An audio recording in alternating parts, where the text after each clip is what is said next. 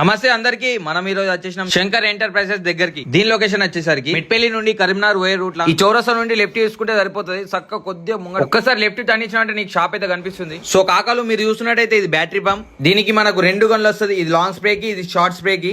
ఇది 20 స్ప్రేలు ఇస్తుంది. కేవలం 4 నుంచి 6 గంటల వరకు ఛార్జింగ్ పెడితే చాలు. ఇది పర్చేస్ చేస్తే వీళ్ళు మనకు ఫ్రీగా బల్బు కూడా ఇస్తున్నారు. చిచా నువ్వు చూస్తుంది ఇది కిసాన్ క్రాఫ్ట్. దీని కెపాసిటీ వచ్చేసరికి 20 లీటర్లు.